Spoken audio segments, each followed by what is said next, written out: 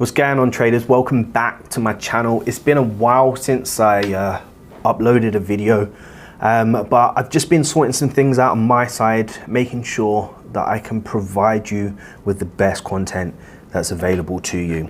Now, today's video, I'm going to be talking about a very common question that I get. How do you know when the markets are reversing? And I think that's a really important concept for two reasons. One, so that you can avoid taking trades in the wrong direction at too late of a stage, i.e. looking for buys in the market when the markets are or have been pushing for a very long period of time, or on the reverse, when the markets have been trending down and now have finally come to the end of the downtrend and are potentially going to reverse. That's the first reason. The second reason is because once you can identify when the trend reversal is more likely to happen, there's a very high chance that if you're able to get into a tradable opportunity, that you will be able to take advantage of some really good risk to reward ratio trades.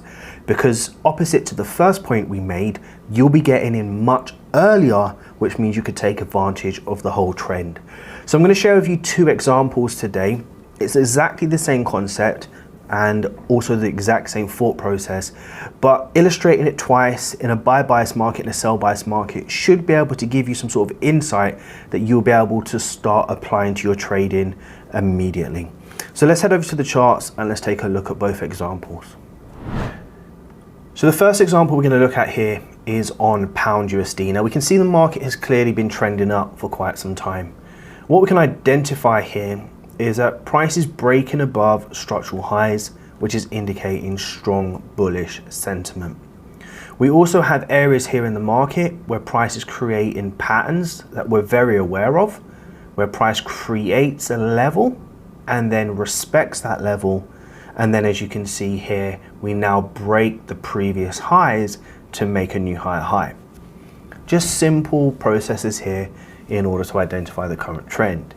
Now, more often than not, when we're in an uptrend, price will create a higher low. Now, we're not saying that this is going to be the higher low, or we know when the lower high is going to be forming. I will be doing a video on that for you, but let's just say, work with me, this is the higher low. What we anticipate the market to do is repeat the same patterns over here after creating a high, breaking the high to make a higher high.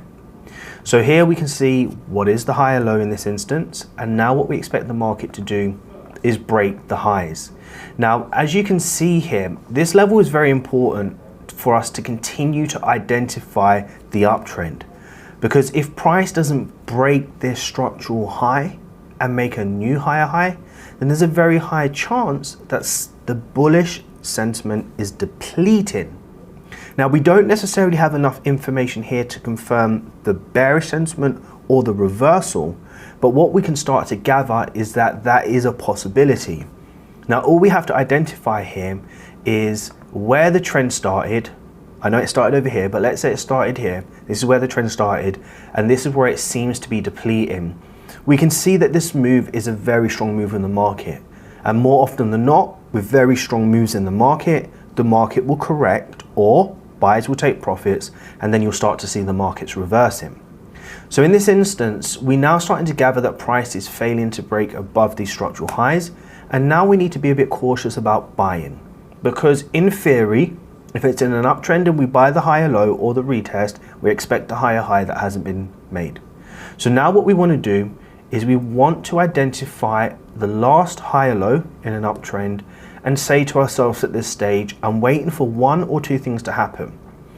I'm waiting for price to break above this level strong, indicating bullish sentiment, to then look for continuation buys, or I'm going to then follow the behavior of the market, which is failing to break above structure, and then look for the break below and a potential retest or pattern to take the reversal. So let's see what happens.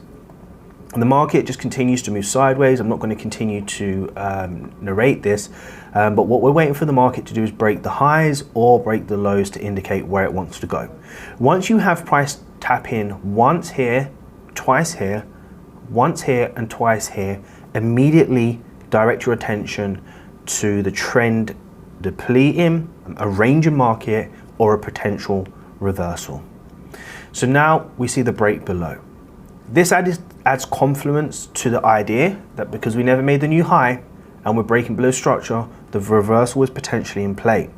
The two common things that you need to focus on is the failure to break a structural high and now the break of the previous higher low.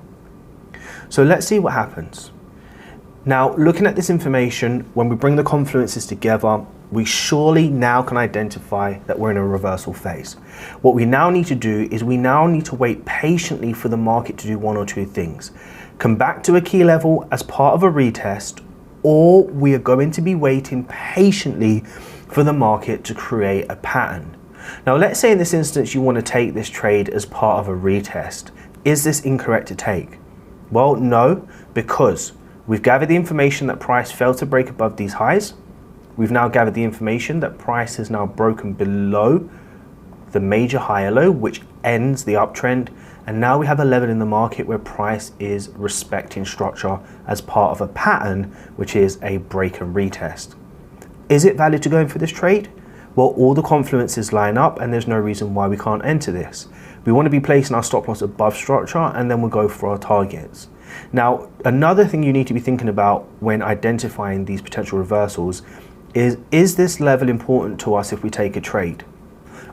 In some situations, you will argue yes, because you want a break-even range and enough range from if you get triggered into your trade to this level before you find traffic and the market turns against you. And in some instances, no, because when you look at this, you have a structural high, a lower low, a lower high, and now what are you anticipating?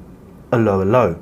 So in some instances, you can justify taking this trade if you don't have enough range, but you have to use a bit of initiative here or intuition and say to yourself, well, yeah, on this occasion, I can feel the market sentiment is really bearish.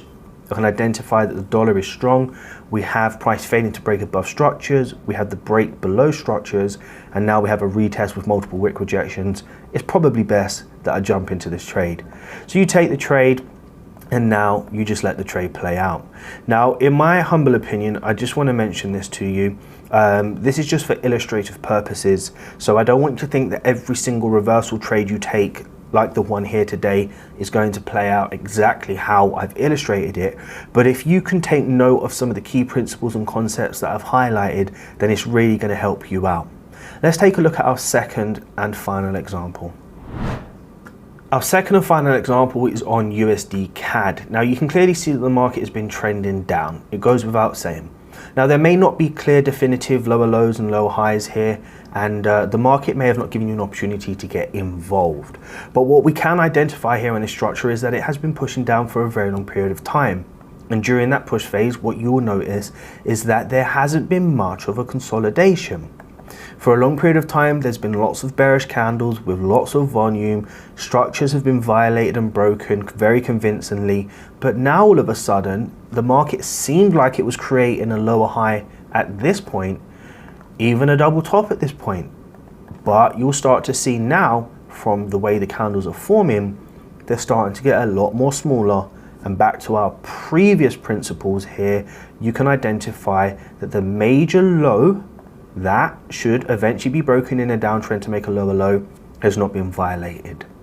Once we start moving into a range, what you want to do is you want to mark your highs and your lows to identify where price is failing to break above or below, so that if it does break above or below in this instance, you can identify a behavioral change.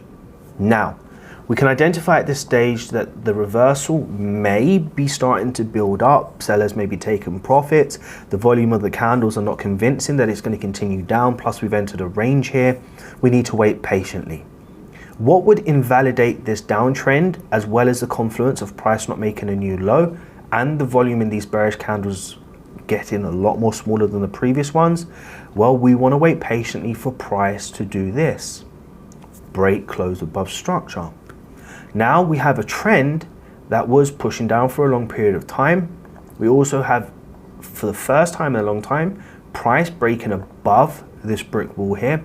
We have a consolidation indicating bearish depletion, price failing to break some structural lows, and now we have our previous lower highs being violated, indicating a bullish sentiment. Now what do we do in this instance like this? Well, we simply wait patiently for price to create a level in the market. Now, our previous example came back for a perfect retest. In this instance, you can see that the markets are starting to form multiple wick rejections and potentially may not even get back to this level. But what we do know is that the reversal definitely is in play and that there is a higher chance that price will make a higher high at this stage than it would make a new lower low. So what we've got to be waiting patiently for is for the retest, the patterns, or an identifying mark of bullish sentiment. And how we would identify that is by waiting patiently for the market to create a level. So in this instance, we don't have the level yet. What we're waiting for the market to do is create a level of multiple wick rejections, like so. If this doesn't play out, that's fine. This will illustrate what I'm trying to illustrate here. And then what we're looking for is we're looking for the market to create a bullish signal. This is identifying to us part of the confluence of this downtrend ending is a depletion in bearish sentiment, a failure to make a new low, bullish sentiment, higher lows being formed. Granted, this didn't create the best formation for us here, but this is the point I wanted to highlight to you. Multiple wick rejections to highlight the higher low because we don't have to retest, and bullish sentiment. This is now enough evidence and confirmation for us to say, well, let's go in for the trade. Now, do we know this is going to win? We don't at this stage, but what we do know is that there is a much higher chance that price will create the high or just the low in this instance, the high, the higher low, and then eventually the new higher high. And then you go in for the trade. And this is how I want you to look at reversals here. Don't try to be the first to pick them from the bottoms, and don't try to be the first to pick them from the tops. Always make sure of two things. Price is failing to break highs and lows in downtrends or uptrends, and price breaking above previous lower highs or higher lows to indicate a behavioral change. Once you identify that, then look for your patterns, look for your higher lows or lower highs, look for your signals like your bullish and bearish candles to then say, well, now is the time to take the trade.